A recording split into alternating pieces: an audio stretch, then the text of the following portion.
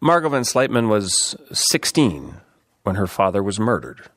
Years later, she met the man who shot her dad, and she forgave him. And now she says she did that by writing, and ever since she's been researching how the written word relates to restorative justice and reconciliation. Margot's in Calgary this week to talk about her work, but she joins me now in studio. Good morning. Good morning, David. You know, I read an introduction like that, and there's so much involved in it. Can I start at the beginning? Can you tell me what happened to your father? Yes. My dad was at work on his day off on an Easter Monday, March 27th, 1978. Mm-hmm. We are immigrants to this country, and he was very hardworking. At any rate, there was a robbery planned by 3 people, and essentially my dad stopped one of them, and he was shot in his back, and he was shot in his shoulder, and he was killed at the age of 40. This is the Hudson's Bay Company. Yes, correct. In Toronto, correct? Yes, that's correct, David. Right. Yeah. And do you have a memory of that as a child? Oh yes, I remember every second. Wow. Yes. So I can't imagine the emotions that you went through at that time and how those percolated. I'm going to jump forward now. How did you meet the man who killed your father? I met the murderer of my father.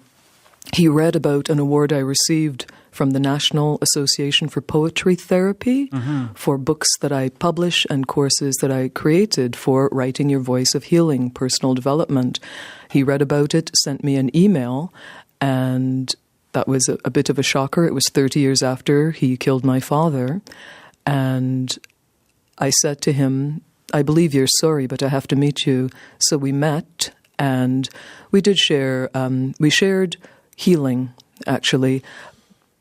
But it's kind of interesting because I was speaking with a wonderful friend of mine. She's a professor at Athabasca, Dr. Reineke Langell, and she said to me, you know what, Margot?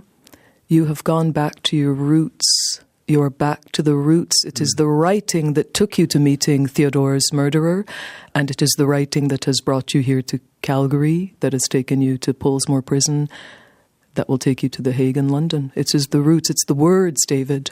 So he reached out to you in words to say he was sorry? Is that why it happened? Well, I have a small publishing press. It's called Palabras. Palabras means words in Spanish. And he sent a donation to my press. I did find that slightly offensive, I must tell you. A murderer giving money to a victim. I still have troubles with that. This happened after he served his term. He was out. Yeah. He served his time. He had gone back a second time, not for a murder, but yes, it was 30 years after it happened, and because he read about my work with the therapeutic writing, this donation to my press came, and I saw the name, and I just was like, okay, all right. I've been doing the book that I won the award for is called Dance with Your Healing. Tears Let Me Begin to Speak. And when I received that award, I remember feeling my dad's bullets in me. And I thought, you are not finished with this, Margot. The last poem in my book, which is a poetry and journal for healing words, is called Up from the Ashes. And when I wrote that book, I thought I was finished. And when I received that award, I did feel Theodore's bullets in me. I felt them. It was a big audience. I was standing up there and just thought, oh my God. So I'm going to ask you about the palabras, the words, the role of words in all of this. Did you enter into an email exchange with this person? Is that what it took to get to this point? There were a few email exchanges, yes. And then I said, as I said just now, I believe you're sorry, but unless I meet you, that means nothing to me.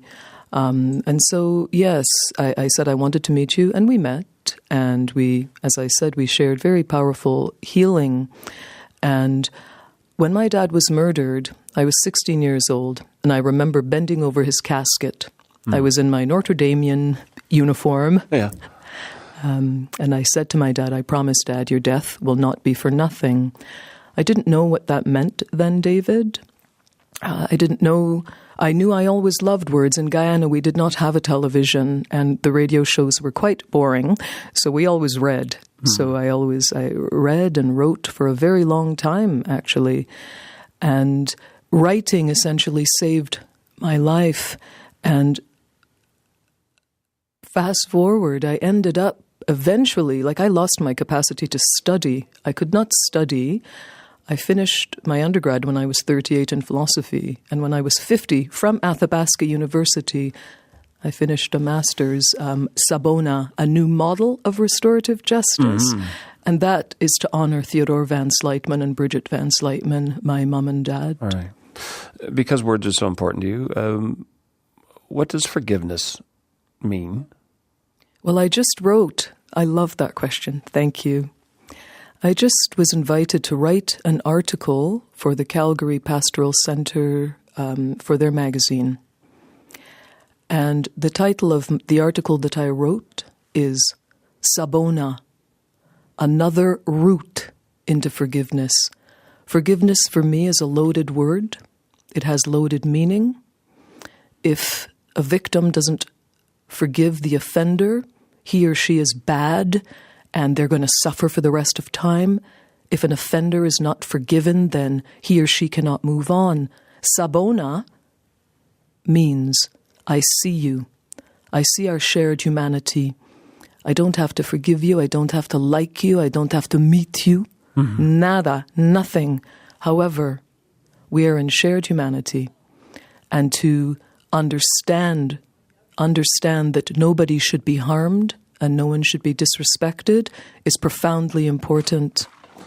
Does it make the difference in your life that pop culture would tell you it does, that once you forgive, you can move on? Is that a real thing in your mind? Is it more than just a notion? I think it's more than just a notion. I do think that it is, to be quite honest with you, quite narrow and quite limited and quite limiting, because I have been told that. But I will tell you a story that I love profoundly. When my father was murdered, my mum was 36 years old. I wanted to be a journalist. At that time, I'd spoken to my dad the week before about that, quite frankly. And journalists were at our door nonstop. And I said to my mum, there was a woman journalist, and I said, Mommy, please let her in, because one day maybe I will want someone to do that for me. And the journalist came in, sat beside my mum, and said, would you ever be able to forgive the men who murdered your husband? My mum said, I forgive them so I can live. There is a greater power. My mum understood the word. I must tell you, I have always found it demanding and offensive. I love Sawbonna, shared humanity, because it opens up a different conversation. You're giving 2 talks this week. We encourage people to go and listen. But I just wanted to thank you for coming in this morning to speak with us here on the show. I appreciate you taking the time. Thank you, David. Thank you for your wonderful questions. That's Margot Van Sluytman. She's the founder of the Sawbonna Project for Living Justice. She's giving 2 talks in Calgary on Thursday. The first is at 10 a.m. at St. Mary's University. The second happening at the Catholic Pastoral Center. It starts at 7 p.m.